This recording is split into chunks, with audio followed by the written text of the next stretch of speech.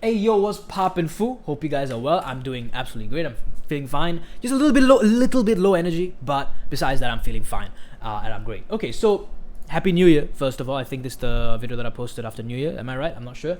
But Happy New Year to you guys.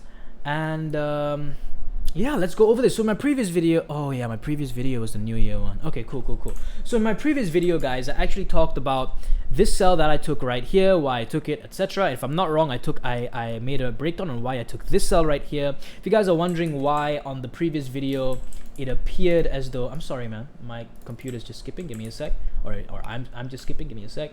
If you're wondering why on the Owanda broker this high took this one, but on forex.com it's different, it's because of different brokers. They have different price feeds, but doesn't matter. Just understand that based off of the this high right here, taking the liquidity from this high and filling up this strong high, boom, boom, boom, boom, right? Took that liquidity, this is the strong high.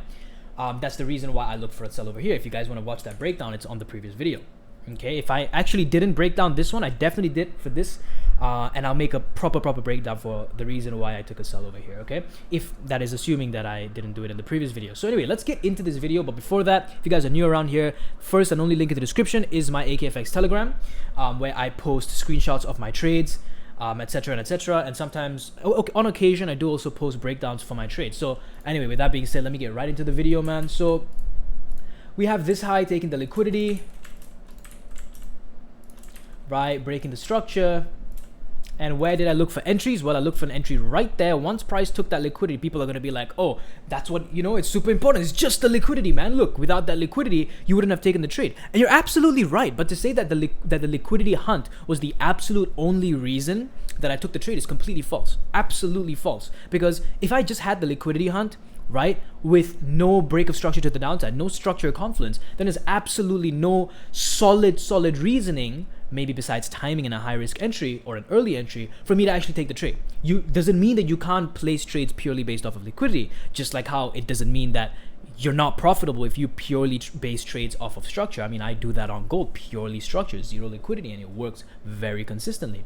But it does mean, however, that especially on EU and forex pairs, or EU smart money concepts, and with smart money concepts, it's very important, in my personal opinion. I'm not a financial advisor, for you to have a confluence between, or rather have a confluence with liquidity and structure, which is exactly what we're having right here. A confluence with liquidity because we took that liquidity, and then with structure because the lower time frame, the M1 and the M5 switched to become bearish, and that was the reason why I took the trade, with all those inducements and stuff like that on the lower time frame. This stuff right here, right? Boom, this inducement stuff. Yeah, exactly, all that stuff. So now into the real meat of the subject, right? Why did I look for a sell in here? I still got stopped out, mind you. I still lost the trade. Why did I look for a sell in here and not in here? Simply, there's no magic to it. Let me put that straight up here. Let me just sip a little bit of my. Give me a sec. There is no magic here. There is no magic. It's simply based off of my observation of the market. That's it. And based off of me weighing in the odds. Weighing in the odds. There's no magic here at all. Let me show you guys exactly what I mean by weighing in the odds. Now, you guys are going to find two similarities, or maybe three similarities between what I'm about to show you guys, okay? I'm about to show you guys two things. You're going to find three similarities. We have a high that's responsible for a hunt on liquidity, and a break on the structure that was responsible for the hunt on liquidity. We also have a inducement. Maybe there's four things. There are four things that are going to be similar. We have a high that's responsible for a take on liquidity, a break of significant structure, and is being induced. Similarly, on the right hand side, we have a high that took liquidity, broke structure, and is being induced.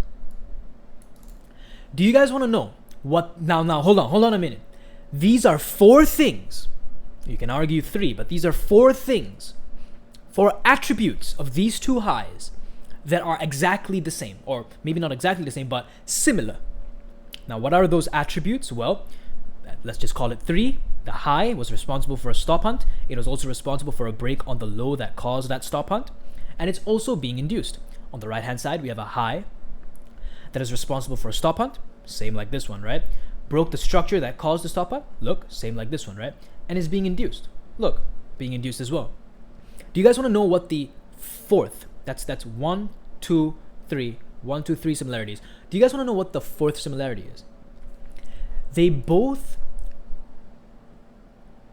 allow for runs on low resistance liquidity. What do I mean by that? Well, right next to it, right above it, we have a high that has not been stop hunted. Right next to it. And especially on this broker, group them all up like that. Let's just say for this one for now. Right above it. Now, I'm about to go and show you guys something on the left. I'm not saying highs all the way back here, man. All the way back to these highs. Man, look at this. Look at this. We have this high. We have this high. Man, these are equal highs, bro. These are equal highs and they're going to be taken right now.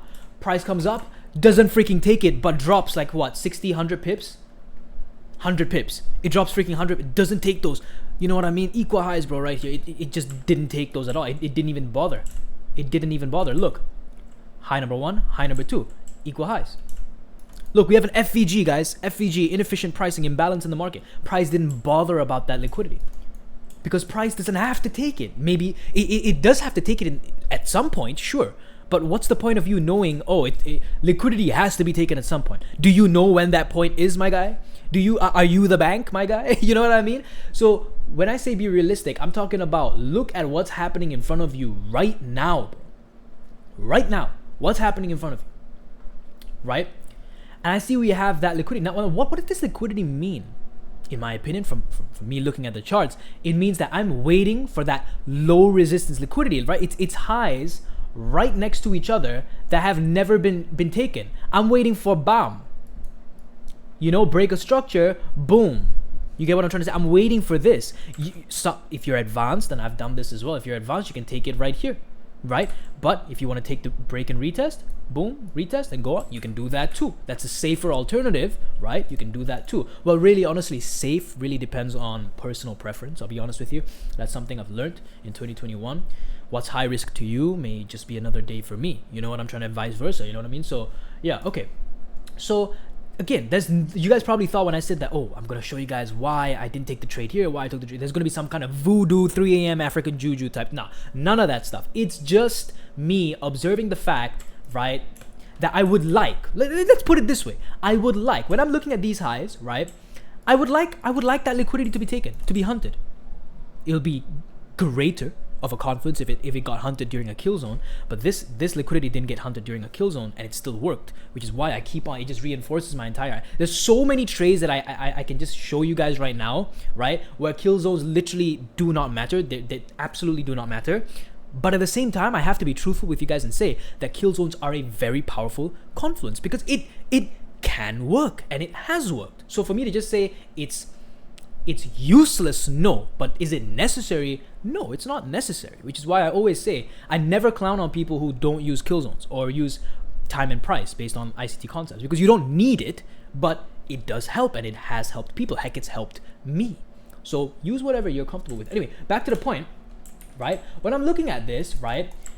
Firstly, if you were to go to the Oanda broker, let me tell you guys exactly what you're going to see if you go to the Oanda broker right now. Let me just check my thing real quick. All right, it's cool, 8 minutes, right? If you go to the Oanda broker right now, this is what you're going to see. Boom, stop hunt, break a structure, inducement, and blah, blah, blah, blah, blah, black sheep as she goes, okay? So now let's take a look at this and see what happened. I didn't pull this out of my behind, right? This is exactly what I'm seeing on the charts, okay? Now let's take a look at this. Let me go red. All right. So this high, why do I care if it took this liquidity? I mean, again, it's all according to your plan, bro. This is a fantastic time for me to say. It is all according to your plan. I'm going to show you guys what I mean by that in a second.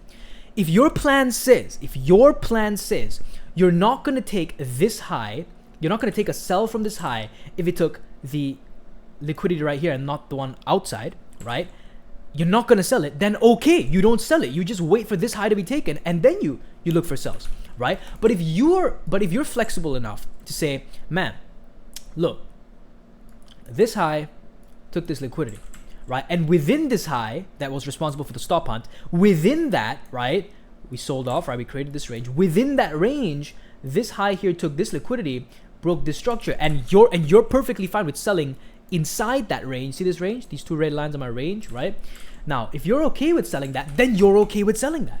But if you're creating like a super strict trading plan or something, and you say, nah, I'm not gonna, you know what I mean, sell or trust the hunt on internal structure and liquidity, okay, you just wait for the extreme to get taken.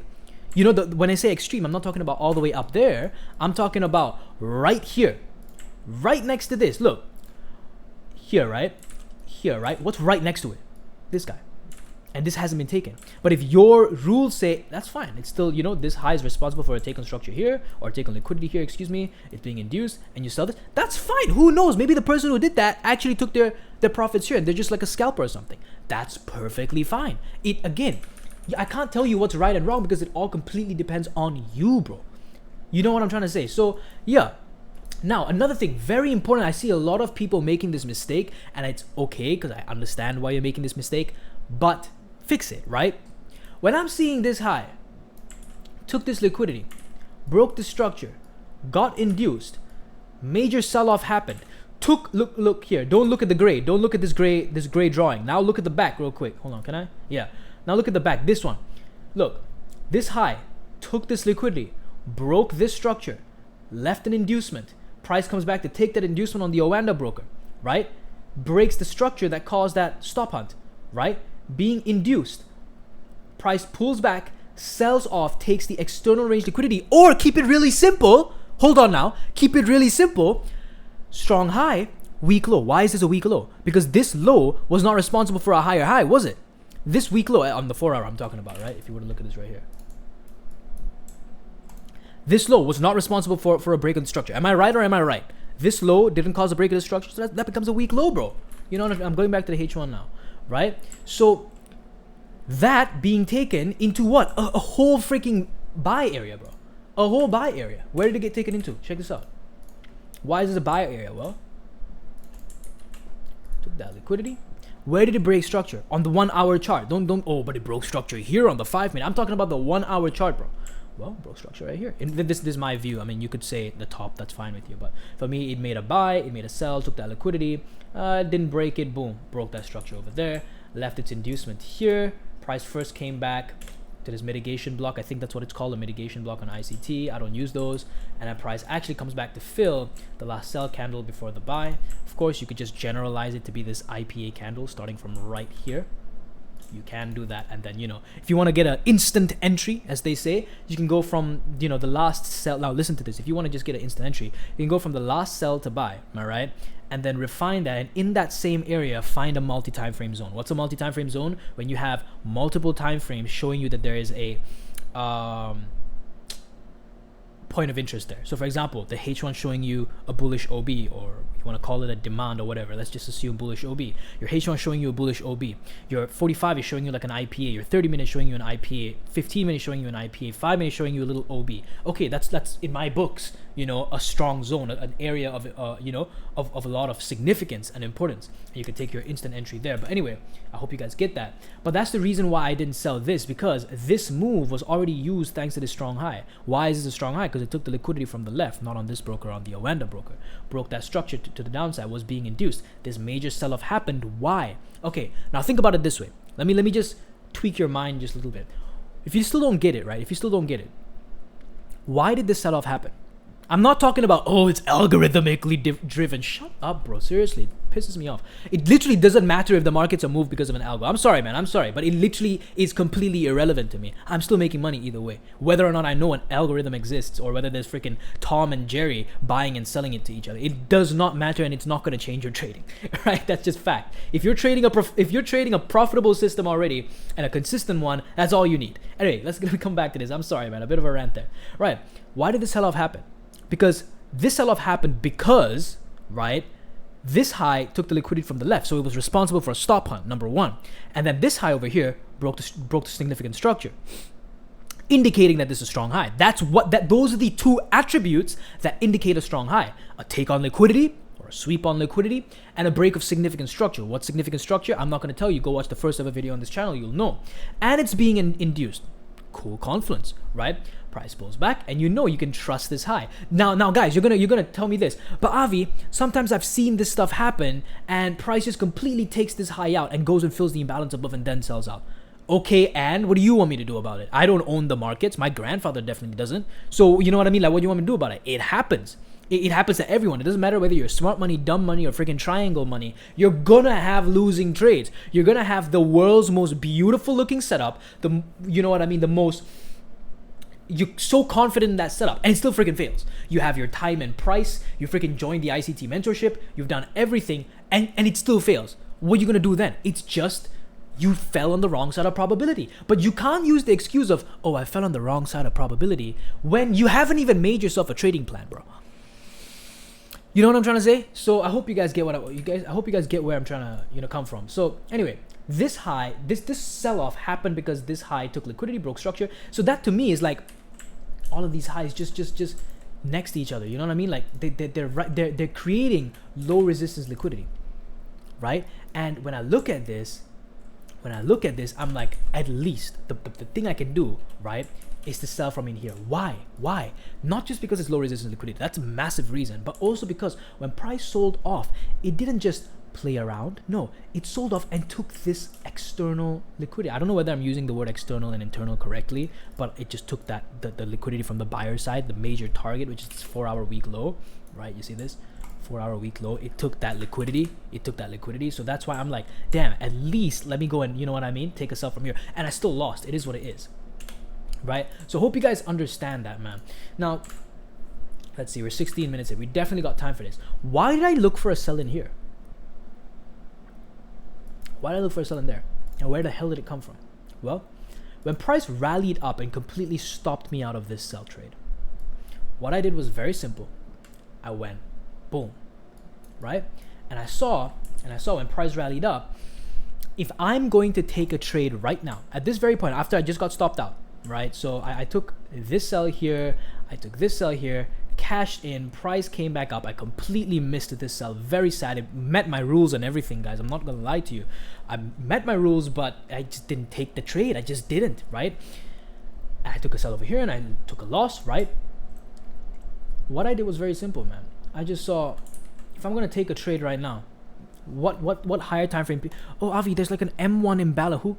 Yeah, I didn't look at that. I looked at what's on my H1, for example, and I'm like, okay, well, that's liquidity taken. Interesting. Oh yeah, that was like weeks, I think a week or something back, right? And I'm seeing this guy being responsible for holding all that liquidity, and I'm like, if there's an imbalance in here, what's gonna be like a quality trade for me to take? And I'm like, with this kind of rally, I might as well just wait for the liquidity to be taken. This has nothing to do with, oh, what's your strategy, Avi? No, this is literally, what I'm explaining right now is literally experience. It's experience, and it's seeing the same shit over and over and over in the markets, right? I'm waiting for this liquidity to be taken. Another reason is because, let me go to 4-hour real quick. I mean, you could see it on the 1-hour, but 4-hour, 1-hour, this high was responsible for a take on structure, and the H1 broke structure to the downside. I'm gonna go to the H1 and show you guys right now. H1 time frame, right? I don't care if it didn't take this liquidity. It took liquidity though, didn't it? And then guess what? It broke the structure. You see where I'm trying to get at? So that's all that matters to me, man. I'm not gonna lie to you guys. That is all that matters to me. It takes liquidity, breaks structure. That's it. I can't, you know, guys. I can't tell you, right? I can't tell you, and nobody can tell you that every single time they see this kind of pattern happening, every single time they see this, that no one can tell you, bro, right? Every single time they see something like this, that for sure this liquidity is going to be taken. And just similarly, no one can tell you that for sure, just because this high took liquidity here, broke structure, and is being induced, that for sure you're going to get a beautiful sell reaction. No one can tell you that, bro. Sometimes it happens, sometimes it doesn't. And anyone who tells you otherwise, the reason why they're telling you otherwise is because it's complete hindsight. That's just fact. I've seen that stuff happen, guys.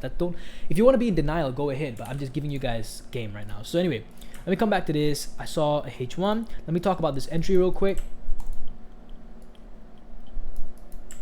Right there. Now, I didn't look at anything on the lower time frame. All I did was just an immediate entry. Let me show you guys exactly how I did that.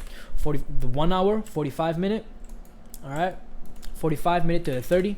multi-time frame. Remember what I told you guys about my multi-time frame entry drills. M30, we have a last up candle before a sell or a bearish order block, right? Somewhere around the same line as a 30-minute IPA. Cool, interesting, but the IPA is not exactly a refinement of this 30-minute imbalance now, is it? Okay, cool. Let's move on to the 15. And I think I took it on a 5 or a 15, either one of the two. Right here. So I know, okay, you know, that it's just the same old imbalance over and over again. Let's go to the 5. I pray to God that I can. Could be stretching it, guys. Oh, I can't. Okay, never mind. It's fine. Basically, if you guys have the paid version of TradingView, what I did was within this area, within this entire box, there was an M5. Maybe you guys, if you don't have the paid version of TradingView, you can check on your MT4. In this area was an M5 unmitigated or untapped into fresh bearish OB, and I took it based off of that with a 2.5 pip stop loss. So that bearish OB was like, yeah, somewhere around that area, exactly, because my entry was at the tippity top. Right here somewhere was that M5 bearish OB. You guys are going to have to either trust me on this one, but I don't want you guys to trust me on this one. Just go and check it out for yourselves, right? There was an M5 bearish OB, and I took it with a 2.5 pip stop loss. Very aggressive, and I risked less. And let me talk about where the take profit was. Let me show you guys exactly where the take profit was, right? So I took my entry right at the top. No cap. I took the entry right at the top, right here, with a 2.6. My bad, 2.6 pips, because you know you have your spread and stuff, right? So yeah, 2.6 pips off. Where did I take my profits at? Oh, Avi, I'm sure you're super freaking good, right? Because you're a good trader. You definitely took your profits down here. Nope, I didn't. You guys want to know where I took my profits? Right here. How on earth do I know, right? How on earth do I know whether price is going to take this liquidity, right? How on earth do I know whether price is going to take this liquidity and then rise, or whether price is going to give some beautiful reactions like this and stop me on a break even? And do you see that's exactly what happened? Which is exactly reinforcing my idea to you guys that no one knows shit, right? There is no way you can say, oh, 100%. This liquidity is going to be taken, man, and then price is going to fly up here, and then both of these guys are going to get taken, and then we're just going to just fly. No one can tell you that stuff. We go based off of a day-to-day basis. Okay, and what I'm seeing right now, what my eyes are seeing right now is a huge rally up, and I'm like, damn, this huge rally, I'm not convinced. I'm not convinced that I'm gonna hold my entire trade through this. So what am I gonna do? I'm gonna go to a lower time frame and check out for any bits of liquidity on that lower time frame. And I'm seeing, look, we have something like this. Boom. Sorry, my bad. Let's make it a bit brighter. Okay. Boom. Boom. And I'm like, these two bits can be my liquidity, my target, legit. And I just hold it there. Once price broke this structure, see this buys, this on the 1 minute, by the way, but I'm on the 5, but on the 1 minute, buy, sell, buy, and this sell buy was responsible for a stop hunt, and we broke that, right? So you could go break even right there. You're done, right? So let's say you missed my entry, the one that I took right up here. All right, that's fine. Guess what we were presented with, or guess what we were gifted with later on. Take that liquidity, a bearish QM, right? Take that liquidity, break that structure.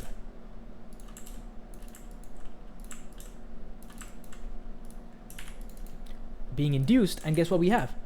An IPA candle. Again, how can I know? Oh, guys, look, last sell before buy. For sure, man, we're just going to ignore the IPA and just for sure go for the last buy to sell. Nobody knows, bro. Nobody knows. It's just that certain things happen more often than others, and that's why people incorporate that in their trading plan. That makes sense. That makes sense. That is you doing all that you can to place the odds in your favor. But does that mean that you're going to have 100% win odds? No, it doesn't. No, it doesn't. So, yeah, just want you guys to get comfortable with understanding that no one knows anything, bro. They just have a strategy that places the this the thing. This is the key takeaway from this video. Besides, obviously, the markup and the trade breakdown. No one knows a damn thing in these markets. The difference between you and I is that I found my edge, my way of adding all these different fruits and veggies into my basket, which are my confluences, which is just going to do what? Increase my win odds. And I'm so comfortable with them that that's enough. I don't need to know the markets. I don't need to know everything about the markets.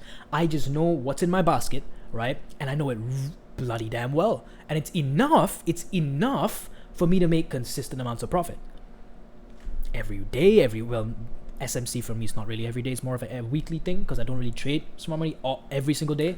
I trade it like I definitely look at like EU and stuff, but like, you know, I don't make money every day. I don't make trades every day. So that's what I mean. But anyway, so yeah, guys, that is that, and I hope you guys understand the target. The reason why I looked at these lower time frame targets right here is because, you know, I don't know whether price is gonna for sure take the entire thing, whether price is gonna take this one, or whether price is just gonna come in, take these 2 bits of liquidity, and from here just completely rebound, fly up, and stop hunt me out.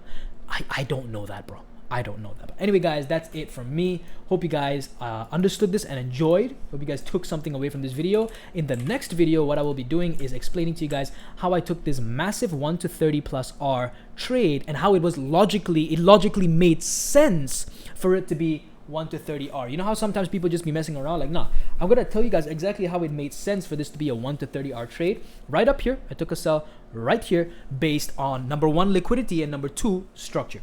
For that particular trade, I'm talking about for that trade, what I used was I observed that this high was responsible for a stop hunt, and then I looked at the lower time frame for the structure. You get what I'm trying to say? So yeah, man, that's that. I hope you guys enjoyed, and leave a thumbs up if you guys wish to. If you guys didn't, it's fine. Leave a dislike, leave a comment on what you guys would like to see next, or just what you think about this video. Anyway, until next time, man, see you guys. Peace out.